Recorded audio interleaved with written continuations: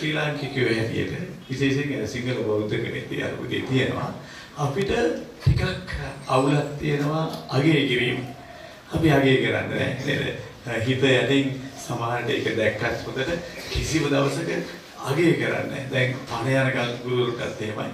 පණ යනකල් වැඩ කළා සුළු එක වැරද්දක් වුණා නම් ඇති අර ඔක්කොම යට වෙලා යන බැරුම් වර්ෂාවක් සහ හතර වරකෙම තිබුණු වැරදි ටික ඇදලා දමල ගහන පුරුද්ද අපිට තියෙනවා. ඒ නිසා මේ ලෝකේ ප්‍රබල වචන කීපයක් තියෙනවා. ඒ ඉංග්‍රීසියෙන් කිව්වහම තමයි ගොඩක් සමීප වෙන්නේ. එකක් තමයි මේ නේද thank you.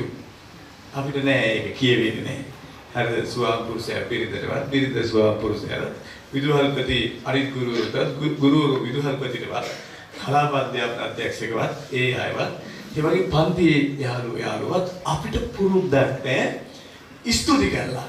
හරි සිම්පල් වර්ඩ් එකක් නේ බොහොම ස්තුති thank you කියන්නේ. අපිට එහෙම එකක් නෑ. ඒ නිසා අපි හැමදාම පාලන ඒක තමයි ලෝකේ තියෙන ප්‍රබලම වචනේ තමයි මේ සෝරි කියන එක. මේක සමා වෙන්න කියන එක. ජීවිතේට අපේ දිව නැවෙන්නේ නෑ. අපේ අතින් වැරද්දක් වුණාම සෝරි කියන්න. සමා වෙන්න කියන්න. මම දකිනවා අපේ පදනම ඉඳ වැටෙන්න බලපාපු ප්‍රධාන කාරණා දෙක මේ thank you sorry කියන දෙක අපි නිවැරදි විදිහට පාවිච්චි කරන්නේ නැති එක. නිසා මේ දරුවෝ ඒකනේ හේතුව මම එක තදට මට දැනෙන්නේ මම ඇගීමට ලක් වෙච්ච කෙනෙක් නොවන නිසා.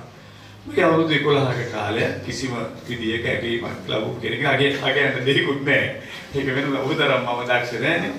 ඒ නිසා අගයන්න දෙයක්වත් නැහැ. නමුත් ඒ තිබුණ දෙයක් ඒකට ඒ අවකාශ ලැබුණේ නැහැ. ඒක අවකාශ හදලා තිබුණේ නැහැ.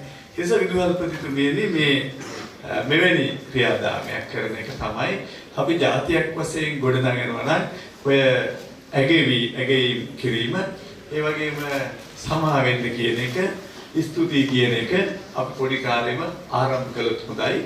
එහෙම වුණොත් අපිට පුළුවන් වෙයි අලුත් ලෝකයක් දිහා බලන්න.